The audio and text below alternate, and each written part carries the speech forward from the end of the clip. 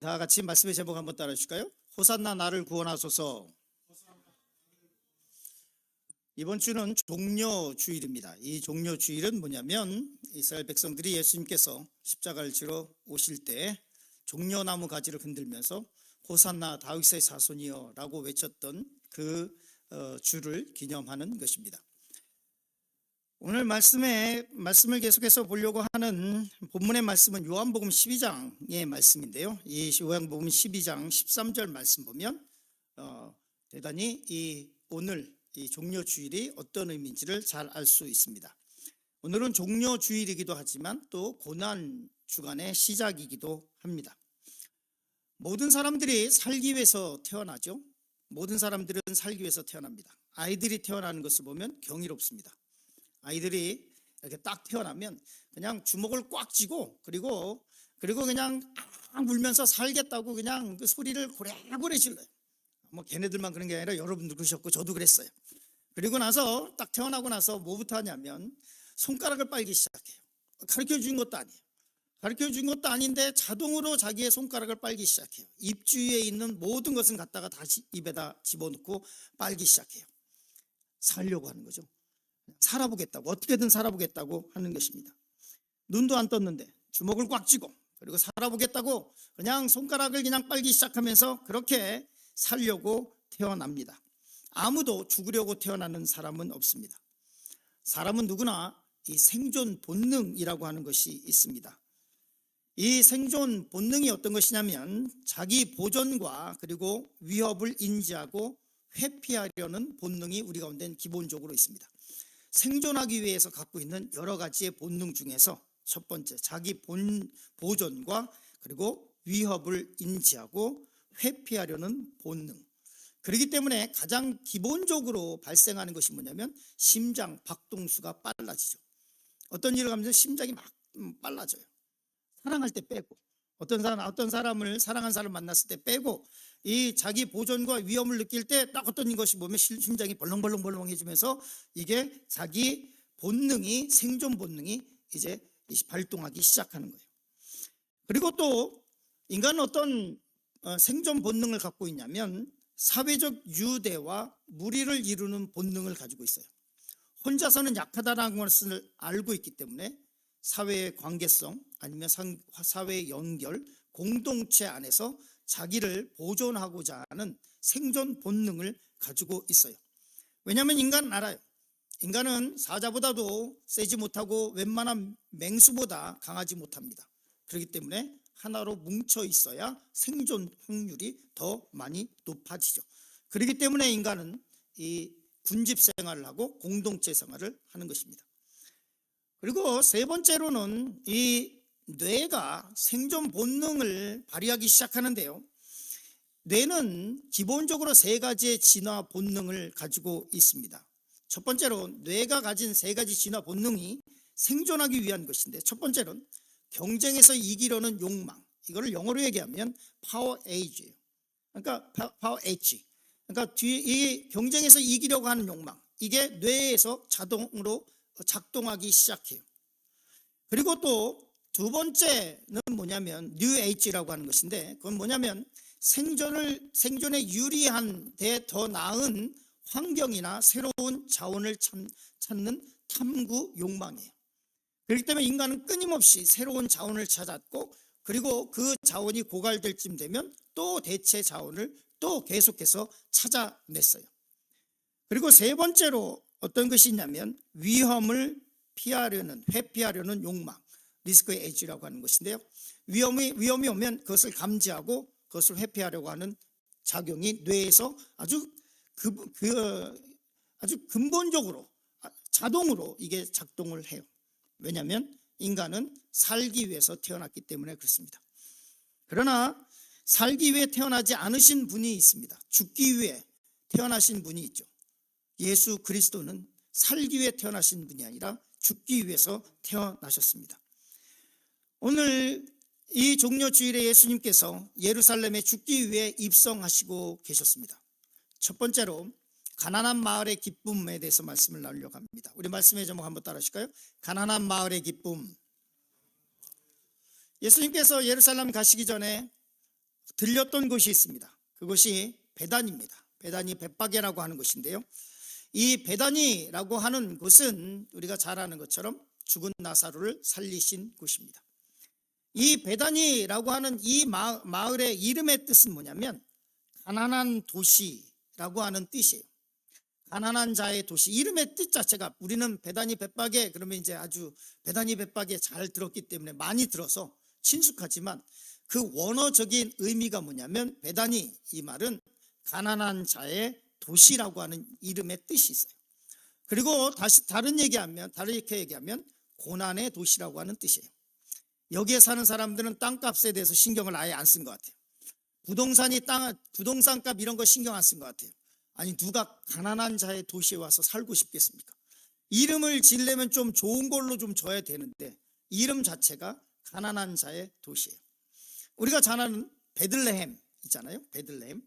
이 베들레헴, 이거는 베스 그다음에 라헴이라고 하는 단어가 두 개가 합쳐진 건데, 베스라고 하는 것은 하우스라고 하는 뜻이고 라헴이라고 하는 것은 빵이에요. 그래서 빵집이에요.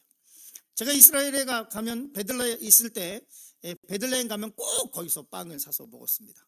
아침에 베들레헴을 가면 빵 굽는 냄새가 도시 전체에 이름처럼 아주 빵 굽는 냄새가 되게 아주 참 좋아요. 그냥 배가 이렇게 부르고 평안하고, 커피 한 잔에 유학생으로 아무것도 없는 가난한 유학생인데도 괜히 커피 한 잔과 빵의 여유를 느낄 것 같은 그런 분위기가 새벽에 아침에 가면 쫙 있습니다. 베들레헴은 이름이 좋잖아요. 빵집. 그곳 가면 좀 먹을 것도 있고 배고픈 사람이 없을 것 같고. 그런데 베다니는 가난한 자의 도시예요. 이름 자체가 가난한 자의 도시예요. 누가 거기서 살고 싶겠습니까? 이 가난한 도시에, 이 아무것도 없을 것 같은, 이 소망이 없을 것 같은 도시에 큰 기쁨이 하나가 있었습니다. 그것이 뭐냐면 죽은 사람이 살아난 거예요. 죽은 사람이. 가난한 자의 도시, 이름 자체처럼 소망이 없는 것 같은 곳에 큰 기쁨, 그것도 그냥 기쁨이 아니라 죽었던 사람이 살아난 놀라운 역사가 있었어요. 그게 나사로의 사건이었습니다. 가난한 도시가 예수님께서 들어오시니까, 예수님께서 오셨더니 기적이 일어나기 시작했어요. 그리고 이 도시는 지금도 그렇게 화려한 예루살렘이나 아니면 다른 아주 화려한 관광지는 아니지만, 그러나 이 도시는 저 베다니의 저 나사로의 무덤이 있는 그곳 때문에 먹고 살아요. 예수님의 기적은 지금도 일어나고 있어요. 저도 거기서 살은 이유가 딱 한 가지. 베다니 벳바게에 거기서 6개월을 살았는데 이유는 딱 한 가지예요. 싸서, 집값이 싸서, 그리고 학교하고 조금 좀 가까워서. 그래서 저기서 살았어요. 베다니 벳바게에 6개월 살면서 매일 아침에 예수님께서 아침 저녁으로 예수님께서 예루살렘으로 들어가시는 곳으로 들어갔다가 다시 학교에서 돌아올 때는 다시 오고를 매일 반복을 했었어요. 이 가난한 도시에 만약에 이 기적이 없었다면 저 가난한 도시는 계속해서 가난 속에서 살았을 거예요. 그런데 이 가난한 도시에 있었던 일이, 죽은 나사로가 살아났다고 하는 이 소식이 예루살렘에 전해졌어요. 그리고 예루살렘 사람들이 예수님께서 오신다는 얘기를 들었어요. 이게 오늘 종려주일의 배경이에요. 이 사람들이 그 가난한 도시에 여기서 예루살렘에서 얼마 안 건지는 거기에서 죽은 사람이 살아났다고, 그 죽은 사람을 살린 사람이 지금 예루살렘으로 오고 있다고. 그렇기 때문에 이 예루살렘에 살고 있던 사람들은 준비하고 있었어요. 예루살렘에 있는 사람들은 기대하고 있었어요. 요한복음 12장 9절 말씀 우리 같이 읽을까요? 같이 읽습니다. 유대인의 큰 무리가 예수께서 여기 계신 줄 알고 오니 이는 예수만 보기 위함이 아니요 죽은 자 가운데 살리신 나사로도 보려 함이러라. 많은 사람들이 나사로가 살아났다는 소식을 듣고 나사로가 있는 곳으로 아니면 그 근처로 모이기 시작했습니다. 성경에 기록된 대로 이 예수님을 보기 위한 것이 아니라 진짜로 죽었던 나사로가 살아났는지, 그래서 죽은 자 가운데 살리신 나사로도 보려 함이라 라고 말씀하고 있어요. 이 말씀 때문에 그 다음 이어지는 장을 우리는 더 쉽게 이해할 수 있어요. 유대인들이, 대제사장들이, 서기관들이 예수님만 죽이려고 하지 않았어요. 나사로 때문에 더 많은 사람들이 예수님을 믿기 시작하니까 예수님뿐만 아니라 나사로까지 죽이려고 했었다라고 성경은 기록하고 있습니다. 요한복음 12장 10절 11절 같이 읽겠습니다. 대제사장들이 나사로까지 죽이려고 모의하니 나사로 때문에 많은 유대인이 가서 예수를 믿음이러라.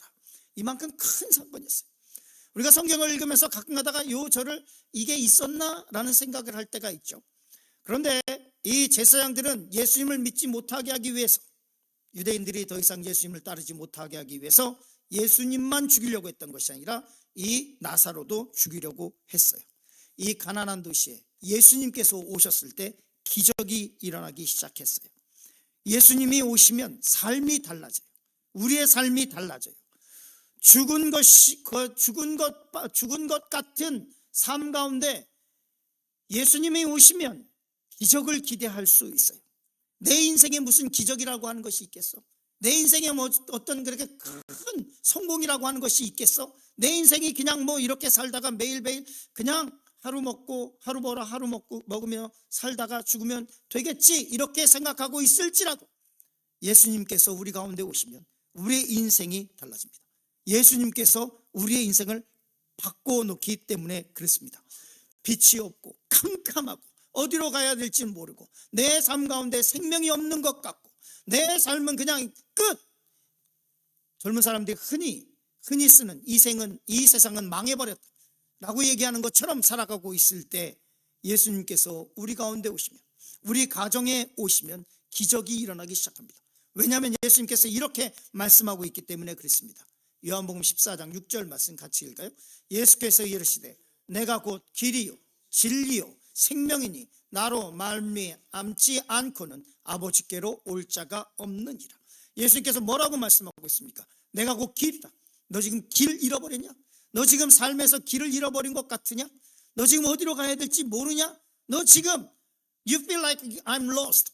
하나님, 나 completely lost 됐습니다. 나 어디로 가야 될지 모르겠습니다. 그럴 때 주님께서 뭐라고 말씀하고 있냐면 내가 곧 길이라고 말씀하고 있습니다.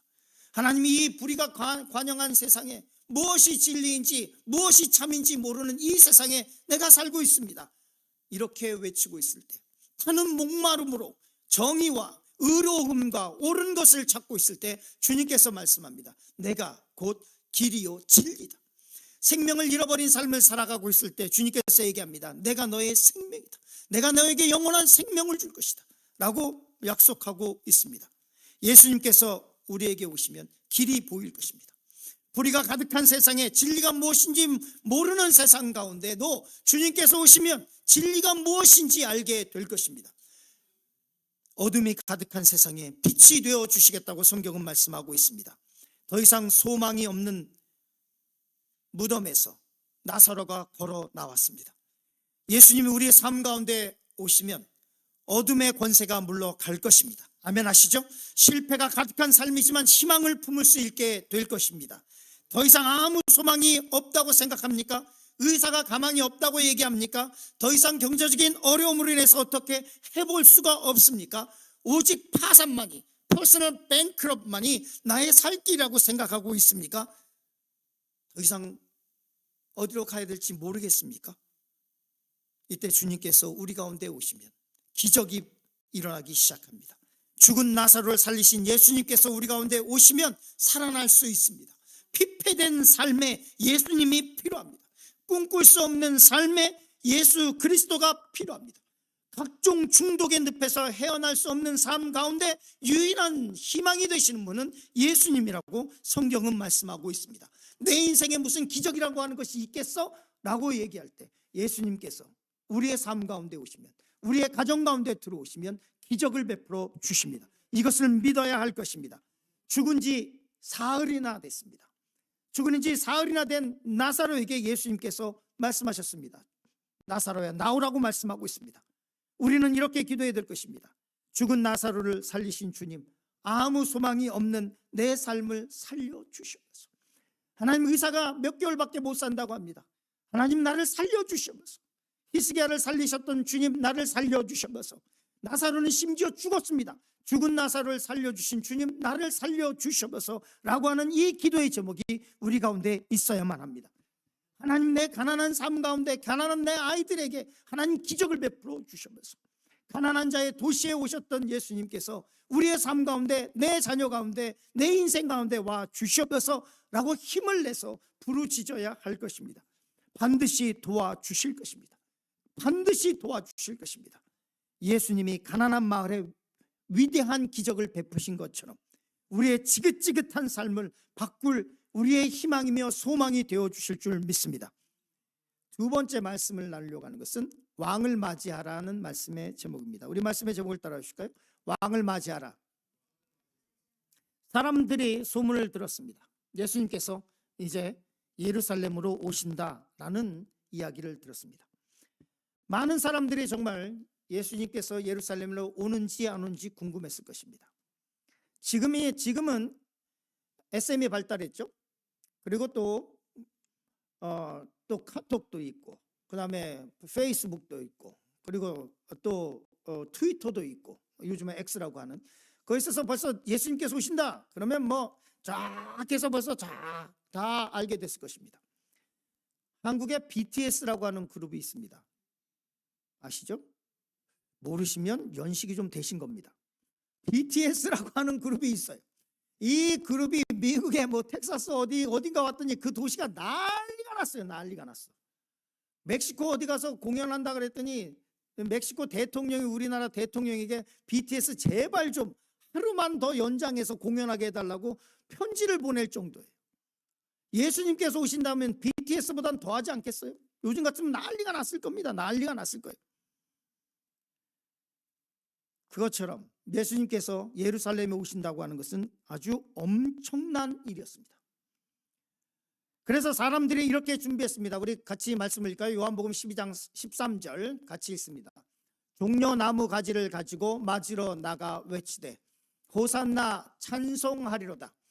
주의 이름으로 오시는 이 곧 이스라엘의 왕이시여 하더라 라고 말씀하고 있습니다. 오늘 말씀에 뭐라고 되어 있냐면 종려나무 가지를 가지고 맞으러 나갔다라고 하는 이 말의 원어적인 뜻은 서둘러 뛰어나갔다는 거예요. 많은 사람들이 예수님 오신다는 얘기를 듣고 그냥 뛰어나가는데 서로 종려가지 나무를 들고 나갑니다. 왕이 개선장군으로 들어올 때 했던 행위, 그걸 가지고 가서 흔들면서 예수님을 맞이합니다. 수많은 사람들이 종려나무 가지를 흔든 이유가 있습니다. 이사야서와 시편의 종려나무는 이스라엘의 통치자를 상징하는 나무이기 때문에 그렇습니다. 이 행위는 전쟁에 나갔던 왕이 승리하고 돌아올 때 백성들이 왕을 맞이하는 행위이기도 합니다. 이스라엘 백성들이 주님을 맞이할 때 어떻게 맞았냐면 왕으로 모셔드렸습니다. 여러분에게서 예수님은 누구십니까? 여러분은 예수님을 어떻게 맞이하고 있습니까?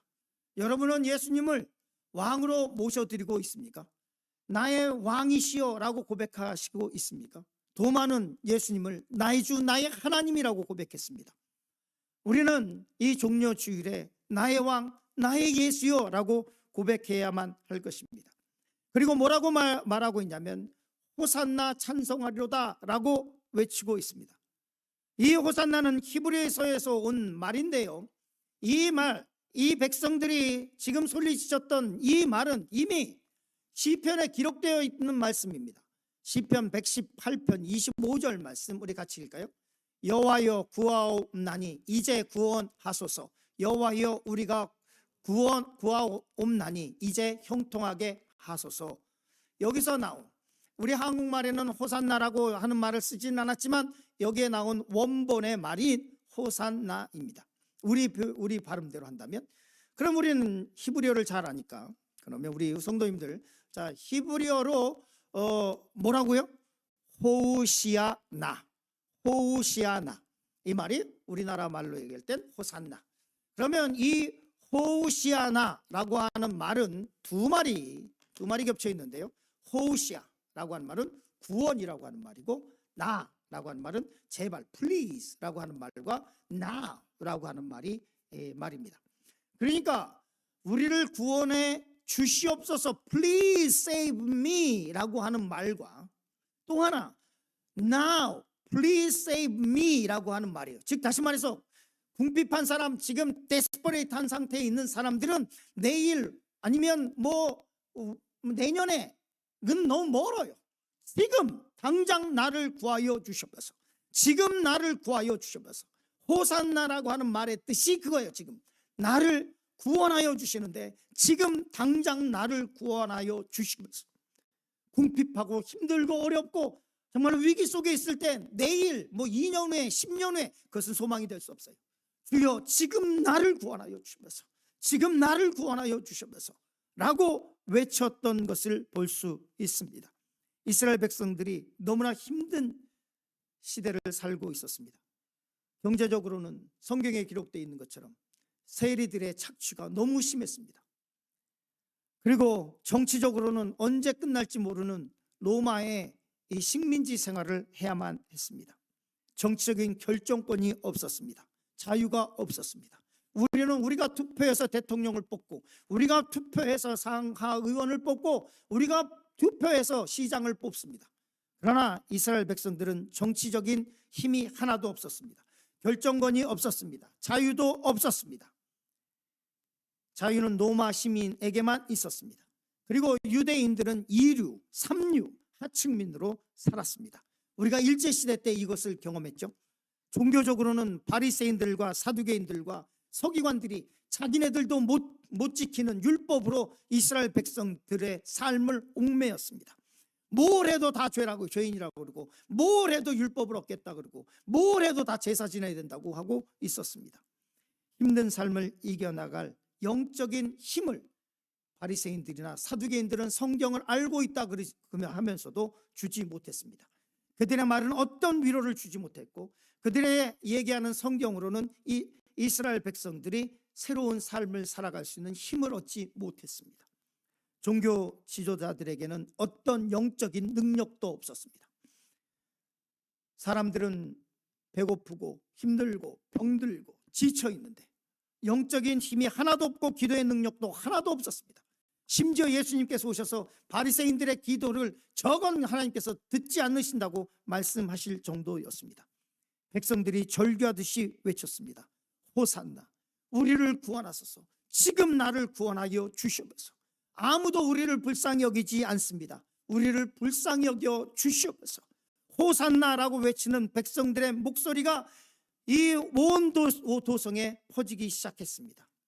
우리를 구원하소서. 우리의 정치 지도자로부터, 우리가 정치가로부터 버려졌습니다. 우리가 왕으로부터 버려졌고 우리를 구해줄 사람은 아무도 없습니다. 철저하게 버려졌습니다. 우리를 구원하여 주시옵소서. 종려 주일에 이스라엘 백성들이 왕으로 예수님을 모십니다. 여러분은 어떻게 예수님을 모시고 있습니까? 정리가 안 된 삶, 길이 보이지 않는 삶, 캄캄한 삶, 무엇이 옳은지 모르는 삶, 이 가운데 예수님께서 왕으로 우리 가운데 오셔야만 할 것입니다. 사사시대의 이스라엘 백성들의 삶을 보면 이렇게 정리할 수도 있죠. 그 전에 우리 비디오 클립 한번 볼까요?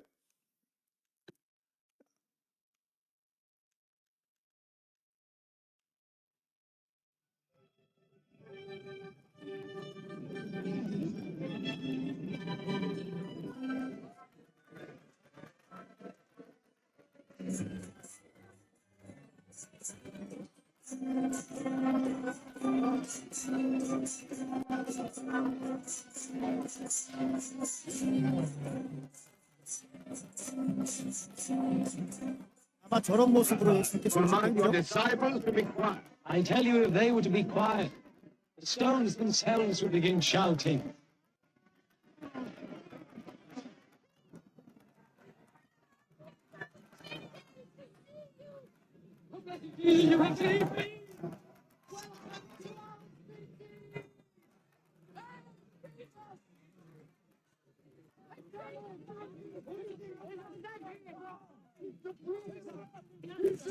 He raised Lazarus from the dead.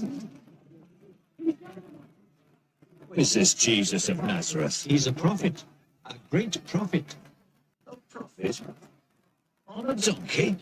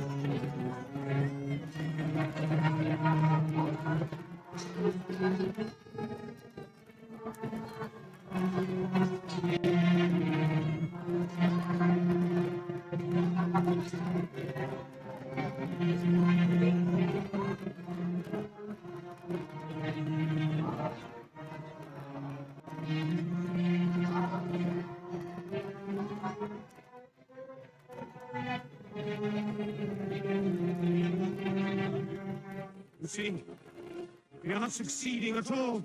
Look, the whole world is following him.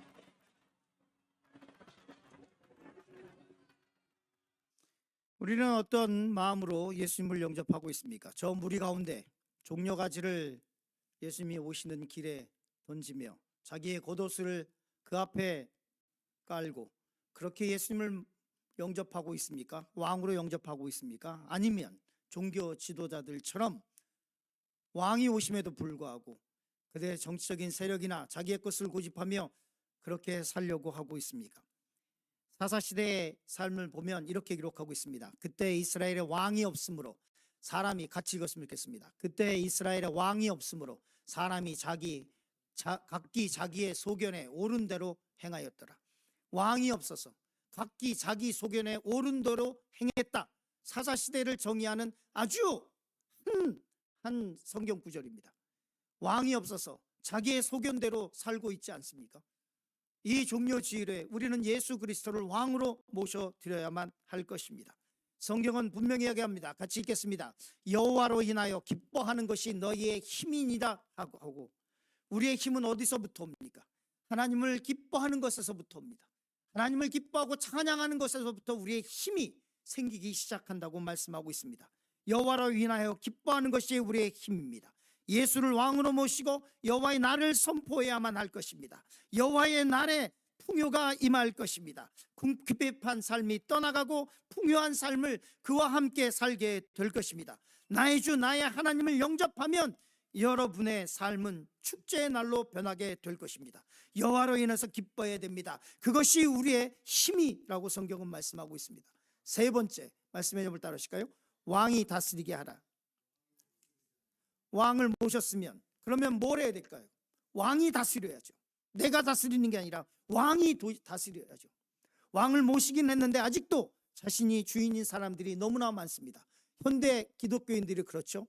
우리도 어떤 삶은 그렇게 살았습니다. 우리는 어떤 분야에서는 지금도 그렇게 살아가고 있을 수도 있습니다. 왕으로 예수님을 모셨죠. 그런데 예수님이 다스리는 게 아니라 내가 다스리고 있어요. 내가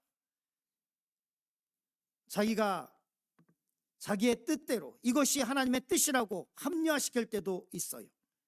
예수님이 우리 가운데 오셨으면 예수님께서 다스리게 하라고 성경은 말씀하고 있습니다. 예수님은 근본 하나님의 본체시나 종의 형체를 가져 죽기까지 낮아지셨고 나귀를 타고 우리 가운데 오셨다고 성경은 말씀하고 있어요. 우리 말씀을 같이 보겠습니다. 요한복음 12장 15절 말씀, 오늘 말씀과 굉장히 관련이 있는 말씀이죠. 같이 읽겠습니다. 이는 기록된 바 시온 따라 두려워하지 말라. 보라 너의 왕이 나귀 새끼를 타고 오신다 함과 같더라. 이 종려주일에 우리는 무엇을 해야 될까? 예수 그리스도를 왕으로 모시고, 그리고 무엇을 해야 될까? 왕이 다스리고 그 통치 가운데 있는 삶을 살아야 할 것입니다. 예수님께서 우리 가운데 오시면 죄와 허물로 물든 불의로 물든 세상을 그 가운데서 살아가면서 허덕이는 우리를 구원하시며 하나님의 뜻이 무엇인지를 가르치시고 그의 나라가 무엇인지를 알게 하시고 하늘나라의 소망을 두게 하시고 이 세상에서 살아가는 것에 소망을 두고 이 세상 것을 쫓다가 그렇게 늙어가는 것이 아니라 영원한 생명을 바라보고 하나님의 자녀로 살아가는 신분적 전환, 이 신분적 상승, 이것이 예수 그리스도로만 이루어질 수 있다고 성경은 말씀하고 있습니다. 사람들은 예수님께서 십자가에 못 박히신 것을 상상하지 않았습니다. 왕은 그럴 수 없으니까요. 그러나 십자가에 달려 돌아가심으로 말미암아 우리는 나음을 얻었다고 성경은 말씀하고 있고, 그가 가난하게 됨으로 인하여 우리가 부유하게 됐다고 말씀하고 있습니다. 우리 예수 그리스도, 그는 누구일까요? 이렇게 말씀하고 있습니다. 같이 읽겠습니다. 이는 보좌 가운데 계신 어린 양이 그들의 목자가 되사 생명샘으로 인도하시고, 예수 그리스도를 왕으로 모셔보시기 바랍니다. 그리고 그가 다스리게 하시기 바랍니다. 그러면 그가 우리의 목자가 되어주실 것이라고 말씀하고 있고, 그가 생명수 샘으로 인도할 것이라고 말씀하고 있습니다. 이 세상을 살면서 타는 목마름으로 살아갈 때, 타는 갈증으로 살아갈 때, 궁핍함 속에 살아가고 있을 때 왕으로 오신 예수 그리스도께서 생명수 샘으로 인도하시겠다고 말씀하고 있으며, 또한 같이 읽겠습니다. 하나님께서 그들의 눈에서 모든 눈물을 씻어 주실 것임이라 라고 말씀을 하고 있습니다. 예수 그리스도를 왕으로 구세주로 영접하시길 간절히 축원합니다. 그 앞에 나아가 호산나 나를 구원하소서 라고 외치시길 간절히 축원합니다. 예수 그리스도로 인해서 기뻐하고 즐거워하는 은혜를 체험하시길 간절히 축원합니다. 하나님의 말씀을 양식으로 삼고 살아가는 참된 그리스도인의 삶을 살아보시길 간절히 축원합니다. 예수님께서 우리의 삶으로 들어오시면 예수님께서 두려워하지 말라, 내가 너와 함께 할 것이라고 말씀하십니다. 그가 오심을 보시길 바랍니다. 그가 우리 가운데 역사하심을 인정하고 환영하시길 간절히 축원합니다. 예수님이 우리에게 오시면 우리의 삶이 바뀌는 것을 보게 될 것입니다. 상상하지도 못한 일들이 일어나게 될 것입니다. 가난한 자의 도시에 예수님께서 오셔서 기적을 베풀어 주셨던 것처럼 우리의 삶 가운데 기적을 베풀어 주실 것입니다. 현재의 고난은 장차 다가올 영광과 좋게 비교할 수 없다고 성경은 말씀하고 있습니다. 이 종려 주일에 예수님은 나에게 누구인가를 생각해 보시길 간절히 축원합니다. 호산나, 그는 구원자이며, 호산나, 그는 우리의 왕이시며, 호산나, 그는 우리에게 영원한 생명과 빛과 진리를 주실 분이라고 성경은 말씀하고 있습니다. 아직도 예수 그리스도가 문 밖에 있다면 서둘러 호산나 나를 구원하소서 라고 그 위에 마음의 문을 열어야 할 것입니다. 그리고 삶의 가장 귀중한 곳, 삶의 가장 근본이 되는 곳에 예수님을 모시길 간절히 축원합니다. 그는 우리의 왕이시며, 그는 우리를 기르시는 목자이시며, 그는 우리를 인도하실 생명수로 인도하실 분이라고 성경은 말씀하고 있습니다. 그가 다스리게 하시길 간절히 축원합니다. 결론을 맺으려고 합니다. 오늘은 종려 주일입니다. 오늘 말씀의 제목은 호산나 나를 구원하소서입니다. 우리의 삶에 왕이 없어 방자한 삶을 살고 있지 않습니까? 우리 가운데 왕이 다스리고 있지 않아서 내가 다스리고 있는 삶을 살아가고 있지 않습니까? 호산나 나를 구원하소서라고 외치시길 바라며, 첫 번째, 오늘 말씀 가운데 가난한 마을의 기쁨을 기억하시기 바랍니다. 이 기적이 여러분의 삶 가운데 있기를 간절히 축원합니다. 두 번째, 왕을 맞이하시길 간절히 축원합니다. 왕이 오셨다면, 왕을 맞이했다면, 세 번째로 왕이 다스리게 하시길 간절히 축원합니다. 하나님께서 다스릴 때 우리가 문제를 쥐고 있으면 그 문제는 결코 해결되지 않습니다. 그 고통은 더욱더 심해질 것입니다. 그러나 하나님께서 다스릴 때, 우리의 주인 왕이신 하나님께서 다스릴 때 여러분은 그 문제로부터 자유할 것입니다. 그것이 경제적인 문제이든, 그것이 가난의 문제이든, 그것이 가족의 문제이든, 그것이 직장의 문제이든, 그것이 질병의 문제이든 하나님께서 다스릴 때 여러분은 자유하게 될 것입니다. 오늘 이 말씀을 묵상하며 현재의 고난을 이기며 십자가에 동참하시는 하루 한 주가 되시길 바라며, 왕으로 예수님을 영접하고 그가 다스리는 한 주간을 살아내시기를 간절히 축원합니다.